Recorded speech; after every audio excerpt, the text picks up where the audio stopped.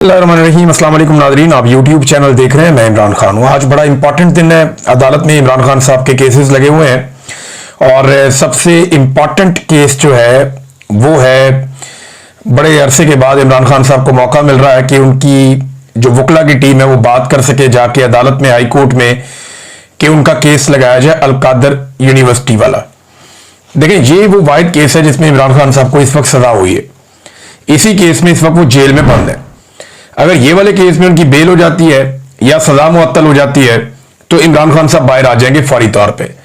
उनके वकला ये दावा करते हैं इमरान खान साहब के केस में कोई जान नहीं है, हमें मौका मिलेगा अदालत में, हम केस उड़ा के रख देंगे। अब हुआ ये है कि 26 जून के बाद से लेकर अब तक इसके बाद समाअत ही नहीं हुई। पाकिस्तान तहरीक इंसाफ ने ये जल्द समाअत के लिए ये केस मुकर्रर किया जाए एक मुतफर्रिक दरखास्त दायर की हुई थी अदालत में। यानी केस अभी नहीं चलना, अभी ये बात चलनी है कि क्या ये केस जल्दी सुना जाए या ना सुना जाए। अब इमरान खान साहब की पार्टी ने या उनके वकला ने ये दरखास्त दी हुई है। अब 3 महीने के बाद ये दरखास्त सुनी जा रही है कि ये केस जल्दी सुनना या नहीं सुनना। इस मामले के ऊपर आज अदालत फैसला करेगी या समाअत करेगी इस मामले के ऊपर कि जल्दी समाअत करनी है या नहीं करनी। अब उसके बाद फिर समाअत होगी। तहरीक इंसाफ के वकला ये दावा करते हैं इमरान खान के कि जब भी इसकी समाअत होगी इमरान खान साहब बाहर आ जाएंगे। लेकिन मुझे नहीं लगता कि इस वक्त जो मिलिट्री एस्टेब्लिशमेंट है वो इमरान खान साहब को छोड़ना चाहेगी, ऐसे बज़ाहिर दिखाई नहीं दे रहा। उसका जो बड़ा रीजन है वो ये है कि आर्मी चीफ की एक्सटेंशन का मामला है नवंबर में, वो नहीं कोई रिस्क लेना चाहेंगे। इमरान खान जैसा लीडर बाहर आ जाए जिसकी अवाम में इतनी मकबूलियत और इतनी ताकत है कि वो जिस तरफ चलाएगा अवाम उस तरफ चल पड़ेगी। उसने जेल से बैठ के एस्टेब्लिशमेंट को बदतरीन शिकस्त दी और वो इलेक्शन जीत गया वन साइडेड। वो बाहर होगा तो क्या करेगा, ये उसका खौफ तो है इन्हें। तो अब वो कोशिश करेंगे कि इमरान खान को पहले तोशाखाना 2 में सजा दिलवाएं, फिर बाद में ये वाला केस जो है वो वहां पे चले और लगे इस्लामाबाद हाई कोर्ट में। बहरहाल पाकिस्तान तहरीक इंसाफ ने कहा कि तमाम लोग जो हैं पाकिस्तान तहरीक इंसाफ के वो पहुंचे अदालत में, इमरान खान साहब का केस लगा हुआ है और आकर इसके अंदर शिरकत करें। तो इमरान खान साहब ने जो स्टेटमेंट दिया अपनी बहन के जरिए से, अलीमा खानम के जरिए से, जब अदालत में केस चल रहा था तो वहां इमरान खान साहब ने कहा कि 1971 में जब सकूत ढाका का अफसोसनाक सानिया पेश आया तब भी एक डिक्टेटर याया खान मुल्क पर मार्शल लॉ लगा के करता धरता बना हुआ था। सानिया मशरिकी पाकिस्तान के बाद हमूदुर रहमान कमीशन बना जिसने बताया कि याया खान ने अपने जाती मफाद और अपने नाजायज इक्तदार को 10 साल तक तूल देने के लिए ऐसे फैसले किए जिससे पाकिस्तान 2 टुकड़े हो गया। हमूदुर रहमान कमीशन रिपोर्ट आला अदलिया समेत आर्मी, नेवी और एयरफोर्स के नुमाइंदों की तहकीकात के बाद बनाई गई। इन तहकीकात के दौरान सैकड़ों लोगों के बयानात रिकॉर्ड करवाए गए और 4 साल इस साने की वजूहात पर तहकीकात की गई। हमूदुर रहमान कमीशन के मुताबिक एक शख्स की हवस और अना ने जुल्म और जबर का वो बाब रकम किया जिसके बाद मुल्क हमेशा के लिए टूट गया। सबसे गलत फैसला शेख मुजीबुर रहमान की मकबूल तरीन जमात अवामी लीग को दबाने का था। जिस पार्टी ने 162 में से 160 नशिस्तें जीती उसे दीवार से लगा दिया गया और मुजीबुर रहमान को जेल में डालकर मगरबी पाकिस्तान में अपनी नशिस्तें बढ़ाकर दिखाई गई। 24 मार्च 1971 को मुजीबुर रहमान के साथ मुज़ाकरात शुरू किए गए मगर उसी रात बंगालियों के खिलाफ ऑपरेशन लॉन्च कर दिया गया जिसमें सरकारी आदादोशुमार के मुताबिक 50,000 अफराद का खून बहा, जबकि असल तादाद इससे कहीं ज्यादा है। आज पाकिस्तान में वही हालात बना दिए गए हैं जो 1971 में थे। आसिम मुनीर ने 9 मई का फॉल्स फ्लैग ऑपरेशन मुल्क की मकबूल तरीन पार्टी तहरीक इंसाफ को कुचलने के लिए करवाया। सीधा सीधा इमरान खान साहब ने कह दिया कि 9 मई आसिम मुनीर ने करवाया था। ये अब बड़ा स्ट्रेट अवे आ गए इमरान खान साहब आसिम मुनीर साहब के ऊपर, हेड ऑन ले लिया उन्होंने। इससे पहले वो ये कहते थे इमरान खान साहब के, बताएं ये फॉल्स फ्लैग ऑपरेशन था। इमरान खान साहब ये कहते थे कि इसके पीछे कौन है, सीसीटीवी जिसने चुराई है वही इसके पीछे है। तो ये इमरान खान साहब पहले कहते थे, लेकिन अब उन्होंने साफ कहा कि आसिम मुनीर ने 9 मई का फॉल्स फ्लैग ऑपरेशन मुल्क की मकबूल तरीन पार्टी तहरीक इंसाफ को कुचलने के लिए करवाया। 2 रातों में तहरीक इंसाफ से मुंसलिक 10,000 से ज्यादा लोगों को गिरफ्तार किया गया। यह कैसे मुमकिन था कि 10,000 लोगों को 2 रातों में बगैर तहकीक गिरफ्तार कर लिया जाए। इसके बाद पार्टी को कुचलने का सिलसिला शुरू हुआ। मुल्क की सबसे बड़ी जमात की तमाम सियासी सरगर्मियों पर पाबंदी लगा दी गई। कोई तहरीक इंसाफ का परचम उठाता तो उसे उठा लिया जाता। हमारे उम्मीदवारों और उनकी फैमिलीज को अगवा किया गया, हमसे हमारा इंतखाबी निशान तक छीन लिया गया, मगर अवाम ने 8 फरवरी को बाहर निकलकर इस सारे बयानिए को जमीन बोस कर दिया। 8 फरवरी इनकलाब का दिन था, जब लोगों ने जुल्म के निजाम के खिलाफ वोट दिए और तहरीक इंसाफ को 2/3 अक्सरियत दिलवाई। कमिश्नर पिंडी ने जब जमीर की आवाज पर लब्बैक कहा, इंतखाबी धांधली का पर्दा चाक किया और 50-50 हजार वोटों की धांधली का एतराफ किया, तो धांधली के जुर्म में मुलविस कुव्वतों ने उनके ज़हनी तवाज़ुन बिगड़ने का भोंडा बयानिया बनाकर उन्हें गायब कर दिया। इनका आज तक किसी को मालूम नहीं, लेकिन हम उन्हें भूलने नहीं देंगे। 9 मई के असल मुजरिम वही है जिन्होंने सीसीटीवी फुटेज चुराई है। अब इसी 9 मई को बहाना बनाकर जो नशिस्तें हमारे पास बची हुई थी, वो नाजायज 10-10 साल की सजाएं देकर हमसे छीनी जा रही हैं। बेशर्मी की इंतहा यह है कि एजाज चौधरी की सीट छीनकर इलेक्शन हारने वाले राणा सनाउल्लाह को दे दी गई। ये सब सजाएं बिल्कुल नाजायज है। 2-2, 4-4 करके बेशर्मी से हमारी नशिस्तों पर कब्जा किया जा रहा है। इसीलिए हमने ज़िमनी इंतखाबात का बाइकआउट किया है, क्योंकि वो फिर ये नशिस्तें चोरी कर लेंगे और इस इलेक्शन में हिस्सा लेना इन जाली सजाओं को मानने के मुतरादिफ होगा। मैं कौमी असम्बली की कमेटियों से इस्तीफा पेश करने वाले तमाम मुराद से दस्तबरदार होने वाले सबको खराज तहसीन पेश करता हूं और हदायत देता हूं कि अब सेनेट में भी ऐसा ही किया जाए। मैं कुछ दिन तक अपने आइंदा लाएअमल का ऐलान करूंगा। फिर इमरान खान साहब ने ऑपरेशन के बारे में बड़ी खुलकर बात की है। उन्होंने ऑपरेशन बंद होना चाहिए और एएनपी को गैर मकबूल किया गया था। इसी तरह एक ऑपरेशन करके सिर्फ बैरूनी कुव्वतों की खुशनुदी के लिए अपने ही लोगों के खिलाफ फौजी ऑपरेशन से हालात बेहतर होने की बजाय मजीद बिगड़ते हैं। एक तरफ हमारे सिक्योरिटी फोर्सेज वाले और दूसरी तरफ भी हमारे अपने शहरी मारे जाते हैं। अपनों को मारने से हमेशा दहशतगर्दी में इजाफा होता है। हमारी जानिब से अफगानिस्तान और पाकिस्तान में जारी ड्रोन हमले फौरी बंद होने चाहिए। फिर उन्होंने कहा, तमाम सूबाई और कौमी असम्बली के मेंबरान को मैं हदायत करता हूं कि सूबे में अमन के लिए अपने और अपने ही लोगों के खिलाफ ऑपरेशन और ड्रोन हमलों को रोकने के लिए मिलकर बैठे और मुजामत करें। ये इमरान खान साहब ने कहा। फिर अफगानिस्तान के बारे में इमरान खान साहब ने बताया कि उन्हें बड़ी तकलीफ है जिस तरह उनको निकाला गया वहां से। और फिर उन्होंने कहा कि आसिम मुनीर एंटी तालिबान लॉबी को खुश करने के लिए ये सब कर रहा है और जहां जंग नहीं है वहां जानबूझकर जंग नाफिज कर रहा है। ये इकदाम फौरी तौर पर रुकने चाहिए, वरना हालात मजीद बिगड़ेंगे, ये साबिक वज़ीर आज़म कह रहे हैं। उसके बाद इमरान खान साहब ने अपने जो ट्वीट का तीसरा हिस्सा, 3 हिस्सों में उन्होंने ये ट्वीट किया है। उन्होंने कहा कि मेरी बहनों और अहलिया का सियासत से कोई लेना देना नहीं है। अलीमा खान बाहर आकर सिर्फ मेरा पैगाम पहुंचाती है। उनके खिलाफ मुहिम अफसोसनाक है और मुल्क पर मुसल्लत रजीम की बुज़दिली और खौफ का वाज़ेह सबूत है। बुशरा बेगम की सियासत का कोई अमल दखल नहीं है। बुशरा बीबी ने आज तक मुझे किसी वजीर, टिकट होल्डर या सेनेटर को नामजद करने का नहीं कहा। वो कोई सियासी पैगाम नहीं भेजती। वो कैद तन्हाई में है। इनका बाहर किसी सियासी शख्सियत के साथ कोई राब्ता नहीं है। इनको कैदोबंद की सहूलतें सिर्फ मेरी अहलिया होने की वजह से बर्दाश्त करनी पड़ रही है। जालिम रजीम को लगता था बुशरा बेगम को मेरी कमजोरी बनाकर इस्तेमाल करेंगे, लेकिन वो मेरी ताकत बन गई। ये वाहिद खातून है पाकिस्तान की तारीख की जो गैर सियासी है, मगर सिर्फ इनके खानदान के किसी शख्स के सियासत में होने की वजह से उन्हें कैद बर्दाश्त करनी पड़ी हो। बुशरा बेगम की तबीयत नासाज है। उन्हें चलते हुए चक्कर महसूस होते हैं। उनके मुआयने के हवाले से दरखास्त दायर की गई है, लेकिन अभी तक कबूल नहीं की गई। उनका डॉक्टर से तरजीही बुनियादों पर मुआयना इंतहाई अहम है। बुशरा बेगम को सियासी मुकदमात में कैद करना आसिम रजीम की इखलाकी और मजहबी गिरावट का सबूत है। मुझ पर और मेरे खानदान पर तमाम मुजालिम आसिम मुनीर करवा रहा है। मुल्क में इस वक्त आसिम लॉ नाफिज है, जिसने डाकू डफर अलायंस के तहत मुल्क चलाकर इखलाकियात का जनाजा उठा दिया है। इखलाकी पस्ती का सबूत यह है कि मेरे खानदान की औरतों को भी निशाना बनाया जाता है। ये जी इमरान खान साहब का बयान है। अब नाजरीन आप आ जाएं कि हालात क्या है। अब पाकिस्तान पीपल्स पार्टी ने पीएमएलएन को और पीएमएलएन ने पीपल्स पार्टी को ताने देना शुरू कर दिए गवर्नेंस के मामलात पे, क्योंकि सैलाब के अंदर पंजाब में जो तबाही फिरी है, पाकिस्तान पीपल्स पार्टी ये जानती है कि पीएमएलएन का तो डब्बा गोल हो जाएगा। लोग इनका पटाखा बजा देंगे जो इन्होंने अवाम के साथ कर छोड़ी है पंजाब में। लिहाजा पीपल्स पार्टी अपने आप को बरी जमा करते हुए पंजाबी हुकूमत के ऊपर, जो पंजाब की हुकूमत बनी हुई है इस वक्त, उसके ऊपर इल्जामात लगा रही है। जबकि पीएमएलएन बदला लेने के लिए कराची और सिंध के डूबने के ऊपर पीपल्स पार्टी पे इल्जामात लगा रही है।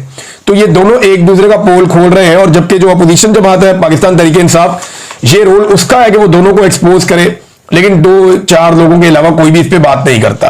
पाकिस्तान तहरीक इंसाफ की लगता है तरजीहात कुछ और हैं और वो बहुत सेंसर करके बात करते हैं। लगता है वो डरे हुए हैं हुकूमत से, या बहुत सारे लोग ऐसा लगता है ये मौका था अवाम के साथ खड़े होने का, बताने का कि आपने गलत बंद तोड़े हैं, ये बताने का कि आपने जुल्म किया है, आपने बस्तियों की बस्तियां डबो दी हैं, लाखों लोगों को आपने बेघर कर दिया है, कश्तियां उलट रही हैं, कोई रेस्क्यू नहीं है, कोई रिलीफ नहीं है, कोई इमदादी सरगर्मियां नहीं हो रही। वो बेचारे रेस्क्यू 1122 वाले, उनको बहुत महदूद वसाइल है, छोटा सा इदारा, इतना बड़ा तबाही आ गई है उसके अंदर बेचारे क्या करें, वो फंस गए हैं, उनको वो सहूलियात भी नहीं है बेचारों को।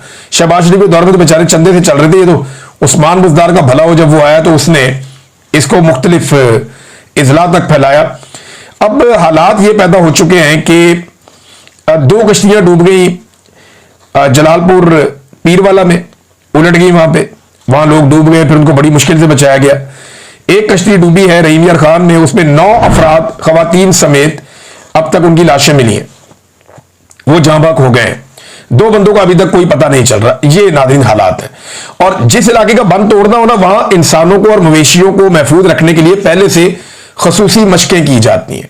ये ऐसा नहीं होता कि ये जो बंद तोड़े जाते हैं ये अचानक से ये तोड़ दिया वो तोड़ दिया, नहीं।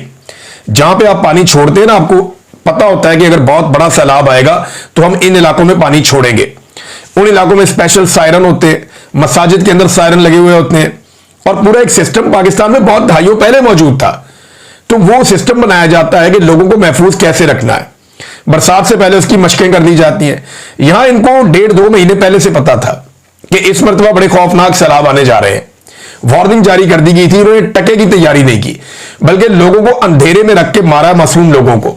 उन्हें वार्निंग दिए बगैर पानी छोड़ दिया इन्होंने, और बस्तियां की बस्तियां डिबो दी हैं। वो लाखों लोग हैं जलालपुर पीरवाला में जो डूब रहे हैं पानी के अंदर, और बुरी तरह डूब रहे हैं। उनके साथ जुल्म हुआ है, बेखबरी में उनको मारा गया, उनको डुबोया गया है। और अब उन्हीं गरीबों की तस्वीर और वीडियो बना बना के अपनी टिकटॉक मशहूरी कर रहे हैं। यानी इनकी तवज्जो इस पे नहीं है कितने गरीब वहां पे जाँ बाक हो रहे हैं, कितनी कश्तियां उलट रही हैं, लोग दरख्तों पे चढ़े हुए हैं, छतों पे चढ़े हुए हैं, खाने के लिए उनके पास है कुछ नहीं। ये खैमे लगा देते हैं, उनको बैठा के टिकटॉक बना के निकल जाते हैं। ये उनकी सालन में बोटियां गिन रहे हैं बैठ के वजीर और टिकटॉकर्स। ये उनको बोटी डाल के दे रहे हैं, देखो आपकी बिरयानी में बोटी है, आपकी प्लेट में बोटी है।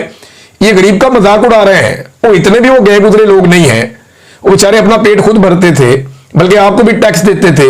आज आपने अपनी बैड गवर्नेंस की वजह से, नालायकी की वजह से बेड़ा गर्क कर दिया पकड़ के। वो बेचारे सड़कों पे आए हुए हैं, उनके पास ना खाने पीने के लिए कुछ है, पीछे उनके घरों में चोरियां हो रही हैं। वो बताते हैं जी चोर आते हैं, वो उनके पास तेज कश्तियां, वो आते हैं चोरी करते हैं निकल जाते हैं। हम अपने घरों को खाली भी नहीं छोड़ सकते, ये हालात है। हुकूमत ने कर यह दिया कि इस वक्त आधे पाकिस्तानी गुर्बत की लकीर से नीचे चले गए। 44% तो पहले थे, अब करोड़ों लोग मजीद मुतासिर हो गए। उनके पास खाने के लिए इस वक्त कुछ नहीं है, जमीन जो उनकी है वो बेकार हो गई है। अब उसे कारामत कैसे करें, ये बहुत बड़ा इशू है। आधे से ज्यादा पाकिस्तान गुर्बत की लकीर से नीचे चला गया है। और इनकी मौजें चेक करें, इनकी अयाशियां चेक करें, इनके बैग, जूते, कपड़े, इनकी गाड़ियां चेक करें, इनकी आनियां जानियां चेक करें, इनके जहाज, प्रोटोकॉल और हेलीकॉप्टर्स चेक करें, इनके कपड़े देखें आप, इनका पहनावा चेक करें, इनके चेहरों के ऊपर मुस्कुराहट देखें आप। हमारा वजीर आजम जो है वो बाहर हुक्मरानों के साथ अटकेलियां करता फिर रहा है, और पाकिस्तान में लोग सैलाब में डूब रहे हैं। यानी आधे पाकिस्तानी गरीब हो गए, और उनका लीडर जो है ना उसको जेल में बंद किया हुआ है। इंतहाई सतही दर्जे के और पस्त ज़हनियत के लोग हैं, इन्होंने इस कौम का सबसे बड़ा लीडर कैद किया हुआ है। इन सारे रंगबाजों में, ख्वाह इनका ताल्लुक किसी इदारे से हो या किसी सियासी जमात से हो, इनमें किसी में भी इतना हौसला नहीं है कि ये मैदान के अंदर इमरान खान का मुकाबला करें। ये उसका सामना करने की जरूरत ही नहीं रखते। अब ये अपनी नालायकी, अपनी बदनीयती और अपनी बुज़दिली को छुपाने के लिए अवाम के सबसे बड़े लीडर को बेगुनाह जेल में रख के बैठे हुए हैं। खुद इनके छोटे छोटे दिमाग हैं। वो आदमी, उसका विजन है, वो उसने कोरोना से बचाया था इस मुल्क को। जब दुनिया नाकाम हो गई, अमेरिका और यूरोप जैसे मुल्क जो है वहां पे तबाही हो गई, इमरान खान ने एक मिसाल कायम की थी, कमाल काम किया था। उस आदमी को जेल के अंदर बंद किया हुआ डफर्ज है, जिनकी मोटी खोपड़ी, इनका दिमागी काम नहीं करता। भाई वो आपको तब अलिफ में नहीं पता थी जब वो इस कौम का हीरो था। वो इतना तगड़ा आदमी, इतना बड़ा आदमी है, ये सारे बोलों ने मिलकर उसको जेल में बंद कर दिया, उसका बाहर सामने ही नहीं कर सकते ये, और कोई वजह नहीं है। और हुकूमत की हालत यह है, कभी ये कहती है कि हम बैरूनी इमदाद नहीं लेंगे, अपने पैरों पे खुद खड़े होंगे, अपनी मदद आपके तहत हम सैलाब मुतासिरीन को देखेंगे। कभी कहते हैं जी हम कमेटी बना रहे हैं, हमें बैरूनी इमदाद की जरूरत है, हम अब भीख मांगने जाएंगे, लोगों से कहेंगे जी हम डूब गए एक मरतबा, फिर सैलाब मुतासिरीन के नाम पे हमें पैसे दे दो।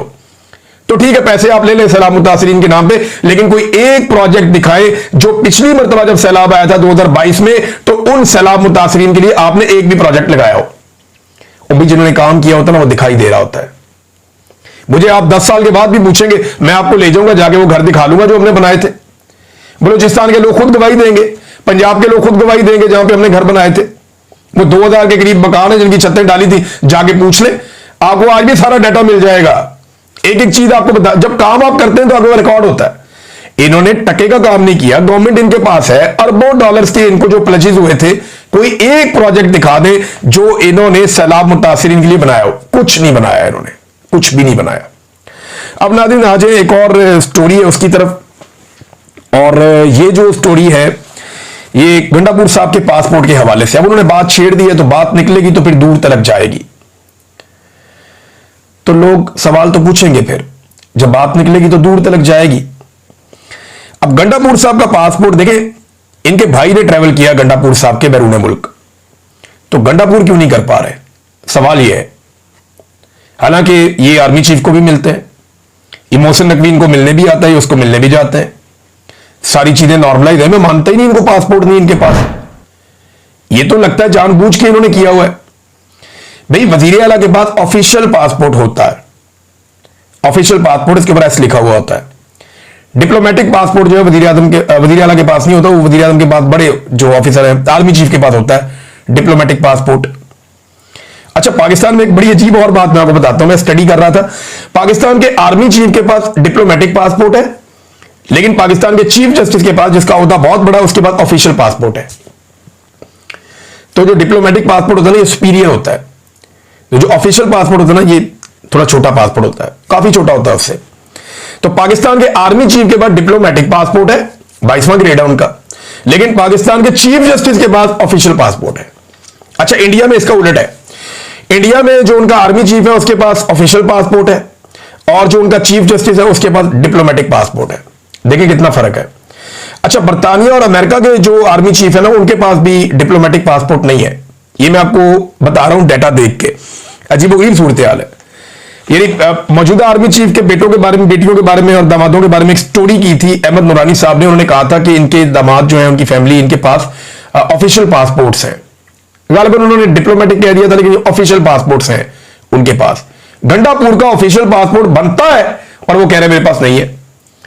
मैंने कानून इसका देखा कि ये इनको मिलता कब है, तो जिस दिन वो अपना ऑफिस एज्यूम करता है, वो ऑटोमेटिकली ऑफिशियल पासपोर्ट हर वजीर आला को दिया जाता है। गवर्नर का, सदर का, इनके डिप्लोमेटिक होते हैं, लेकिन वजीर आला का ऑफिशियल पासपोर्ट होता है, वुजरा का भी ऑफिशियल पासपोर्ट होता है नीले रंग का। ये इन्हें ऑफिस में आते ही मिल जाता है। गंडापुर साहब को नहीं मिला, मुझे हैरत है, और इसके ऊपर आज ये बात कर रहे हैं। मैं तो हैरान हूं कि ये गंडापुर साहब या तो बहुत ही भोले, बहुत ही मासूम है, या वो हम सारों को बहुत भोला और बहुत मासूम समझते हैं। अच्छा, जिन्होंने मैं इंसाफ देना, उनकी हालत चेक करें। जस्टिस मंसूर अली शाह साहब जाना चाहते हैं बैरून मुल्क अमेरिका, और ये इनको पहले भी दावत आती रहती है। ये लॉ स्कूल है वहां पे, ये अमेरिका का है, बहुत बड़ा, और यहां पे इवेंट्स होते रहते हैं, बहुत बड़ी बड़ी तकारीब होती रहती हैं। तो उसमें शिरकत के लिए जस्टिस मंसूर अली शाह साहब को जाना था, और भी दुनिया भर से लोग आते हैं, जो ज्यूरिस्ट हैं वो आते हैं। अब चीफ जस्टिस ने उनको इजाजत ही नहीं दी। आप अंदाजा करें कि जहां पे एक जज, सुप्रीम कोर्ट ऑफ पाकिस्तान का मोस्ट सीनियर जज, जिसको चीफ जस्टिस बनना था और नहीं बनने दिया गया, वो पाकिस्तान से बाहर ट्रेवल नहीं कर पा रहा, एक तकरीब में नहीं जा पा रहा। वहां पे आम आदमी की क्या हालत होगी इस मुल्क के अंदर? जहां एक जज को इजाजत नहीं मिल रही, वहां पे आम आदमी को क्या इजाजत मिलेगी उस मुल्क के अंदर? पाकिस्तान का पूरा निजाम यरगमाल बना दिया गया, बाजू मरोड़ दिया गया। नाज़रीन, एक चीज और मैं आपको बता दूं, बहुत सारे लोगों को बड़ा जोम है। पाकिस्तान में बहस चल रही है, नेपाल नहीं बनेगा, नेपाल नहीं बनेगा, भी नेपाल में ये था तो पाकिस्तान में ये है।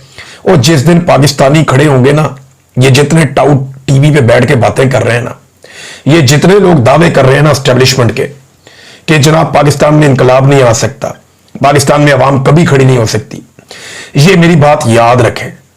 मुझे तो दिखाई दे रहा है पाकिस्तानी खड़े होंगे, और पाकिस्तानी ऐसे खड़े होंगे कि फिर किसी को खड़ा होने के काबिल नहीं छोड़ेंगे। जिसने इस मुल्क के साथ जुल्म किया ना, जिसने इस मुल्क को लूटा है, और जिसने इस मुल्क के साथ तबाही की है, जिस दिन पाकिस्तान खड़े होंगे, टाइम लग सकता है, हो सकता है जल्दी, हो सकता है देर सवेर हो जाए, टाइम लग सकता है लेकिन होना जरूर है। ये मैं अच्छी तरह जानता हूं कि पाकिस्तानी एक वक्त आएगा कि पाकिस्तान की मिलिट्री एस्टेब्लिशमेंट से और पाकिस्तान के जो माफियाज बैठे हुए हैं इनसे अपनी बर्बादी का बदला एक दिन लेंगे और ये वक्त आएगा। ऐसा नहीं है कि ये नहीं आना। ये जो लोग अभी ये बातें कर रहे हैं ना, नीरू की तरह बांसुरी बजा रहे हैं, इन्हें पता नहीं है पाकिस्तानी अंदर से कितने भरे हुए हैं। मैं रोजाना इतने लोगों से बात करता हूं कि जितना ये सोच भी नहीं सकते, और पाकिस्तानियों के अंदर जो गुस्सा है ना वो आपको नजर आएगा, एक वक्त आएगा और ये वक्त ज्यादा दूर मुझे दिखाई नहीं दे रहा। नाजरीन, कतर के ऊपर इन्हें ये लगता है कि अमेरिका इनके साथ है तो उनकी बचत हो जाएगी। तो मैं आपको बताता हूं कि कतर पे हमला हुआ, इसराइल ने हमला किया। ये वही कतर है जिसमें अमेरिका के अड्डे हैं। ये वही कतर है जिसने $400 मिलियन का तैयारा डोनाल्ड ट्रंप को गिफ्ट किया था।